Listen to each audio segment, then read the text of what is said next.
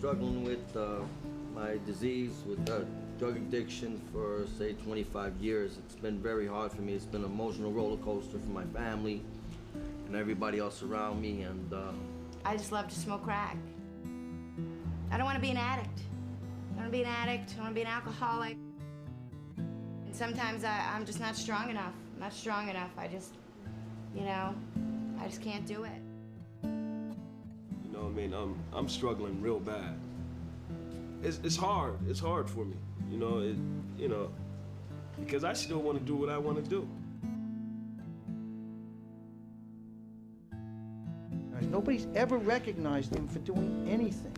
Up until now, the only thing that's been done is negative behavior was punished. Now, with this, he really felt that somebody recognized what he did. Patients began to kind of come and joke around, which really changed the culture of the clinic. It's nothing like coming to a place and being embraced by strangers. But as far as like a prize for a clean urine, for showing up for group, if that's your incentive to come here, then that's great, because what you get while you're here is amazing. And then the peer support that happens during the recognition ceremonies is extremely moving. It's so positive. They'll call out the name of the person and they'll explain why that person is being recognized. And the whole group will be, yay, yay, cheering them on.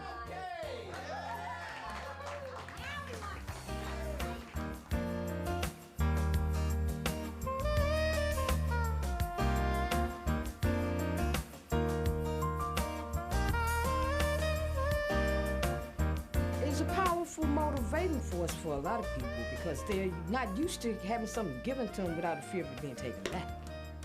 It's giving them courage to stand up and say, hey, I really deserve this. I'm worth somebody.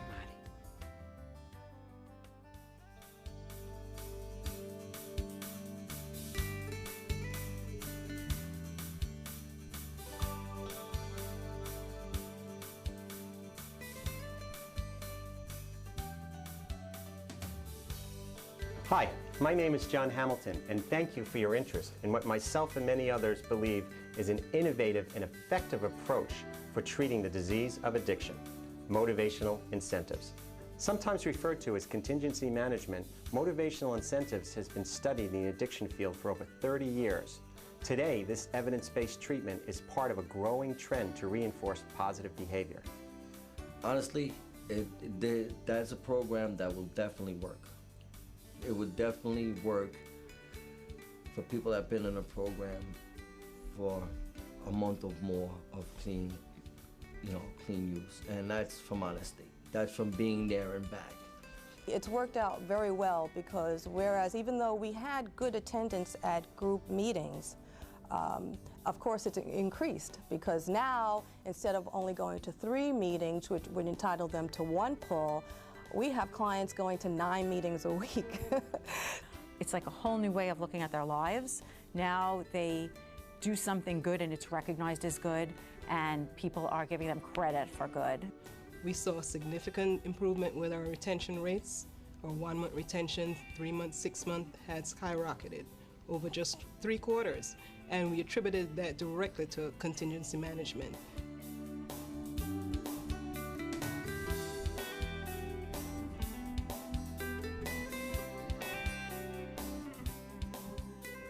When I came to Baltimore in 1974, I had the idea of applying behavioral analysis and behavioral therapy principles to drug abuse, which hadn't really been done before. And so we took the very, very basic operant conditioning model. You have a target behavior, you have a reinforcer, you link them together through a contingency, and as B.F. Skinner had shown, you can increase the frequency of that behavior that you're reinforcing. So in 1999, the National Drug Abuse Treatment Clinical Trials Network was established. The purpose of the Clinical Trials Network, or the CTN as we call it, was to bring clinicians and researchers together at the same table to discuss how to improve drug abuse treatment throughout the country, really, but to do it primarily through conducting effectiveness research in community treatment settings. Now we wanted to know, do these incentive programs that have worked so well in the small sample trials, do they also still work when they're implemented in real-life, real-world community treatment programs?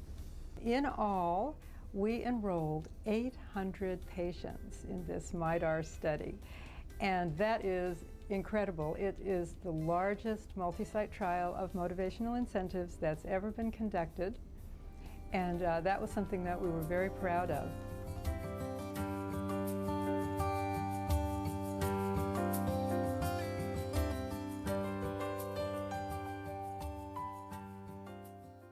I needed to come up with a way that was less costly and that still might be effective in terms of reducing drug use behavior. So that's how I sort of came about with the fishbowl procedure. And it's usually we're reinforcing submission of negative urine samples. So urine samples will detect whether anyone's used a particular substance in the last 2 to 3 days. And if they have not, that's when they earn their draw from the fishbowl. So you collect their urine sample, test it. If it tests negative, they get draws from the fishbowl. So your first clean sample, it's usually 1 draw from the fishbowl. If you're clean 2 times in a row, it's 2 draws. 3 times in a row, 3 draws, and so forth. And then we'll often cap the number of draws you can get at any given time at 10. So once you get up to 10 negative urines in a row, you just stay at 10 draws, even though you might have been clean 15 times in a row. And important features associated with that is if you miss a urine sample because you don't show up at the clinic a day you're scheduled, or you test positive, or you refuse to give a sample, all that would reset the number of draws you get the next time you're clean.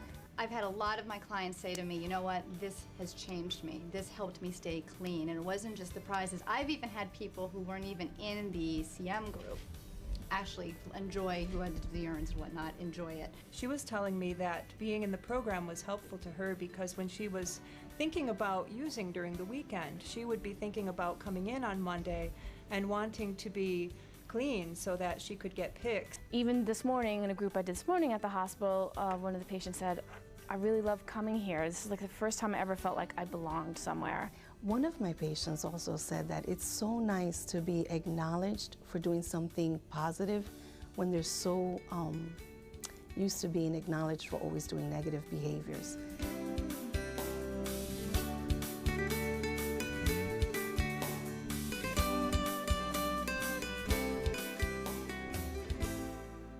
Most people in the trainings that I've conducted are really excited about it, and at some point will share their story with somebody else or share their ideas with somebody else or go back to their clinic and consider using motivational incentives, even on their own way, even if it's just reminding themselves that they have to tell a client that they did a good job for showing up to group or did a good job for finishing their GED program or great job for you that you know, have been 3 months absent. I mentioned the voucher incentive program, which is a perfectly viable way to do it. Simply reward points to patients each time that they perform their target behavior, and then those points can be worth money and they can accumulate in an account, and the patients can then choose the kind of rewards that they want.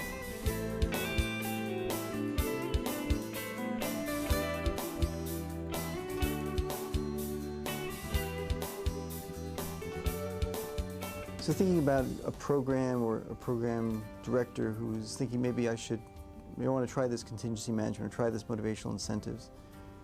There are 7 principles, which are basically the core principles of behavior modification that actually will be addressed as one develops these programs. But I think if people can consciously and purposely address them and look at them, and maybe block them out in some ways they develop their programs, I think this will make for much more effective programs. And typically when things go wrong in a behavior modification setting, it's because one of these principles has in some ways not been followed, or it's been violated, or it's been poorly administered in some way. So the 7 principles are: 1, we need to figure out what is the target behavior that we're interested in changing. 2, what's the target population, what's the group or subgroup that we're interested in focusing our attention on. 3, what is the type of reinforcement? What are we actually going to give people? What is the magnitude of the reinforcer? How much reinforcement are we going to give? What is the frequency of the reinforcement? How often are we going to give a reinforcement or an incentive? And the timing of the incentive. One of the core aspects of contingency management and motivational incentives is that the reinforcer needs to follow the exhibiting of the behavior as immediately as possible, and that the greater the delay between the person's showing a behavior, demonstrating a behavior, and they're receiving a reinforcer, the less powerful that reinforcer is going to be. And then lastly, the duration of the incentive program. How long is it going to go on for? Clinicians were smiling and thanking us for this and saying that they didn't believe it was going to work, but you know, here it is, it's working. And they like it. They like being thanked for helping them, the patients, achieve goals. There are benefits for everybody in this. It's certainly the patients who are then not fighting with the counselors, but it's the counselors also not fighting with the patients. And the whole environment, the whole ambience of the clinic has essentially changed in the last 5 years. We hear things from our staff like, I can't wait to come to work in the morning. I think contingency management is really the most powerful psychosocial intervention for addictions that there is. I wasn't a big fan. I thought that people should go to treatment because they wanted to be well. But now, working there, I see contingency management do have a major impact on their change in behavior and attitudes towards treatment. What they need is hope and faith, and this is an intervention that offers clients hope and faith. So we really believe that this is the way to go. I don't know, I just a loss for words. All of a sudden I've had a couple of lousy days, today's beautiful. You know, and it kind of shows me that it does work. It has built a structure, an inner structure that I don't believe was there before. This program has done a lot for me, you know. And it lifted my self-esteem up, you know. It made me feel self-worth something, you know, want to do something with my life. And I feel good. I feel real good. Why shouldn't we reward our clients for clean urines, for showing up for treatment? You know, they've been so beaten down and they finally crawl in our doors. And how nice is it that we can say to them, you know what, you did good, you stayed clean. Pick a reward for doing that.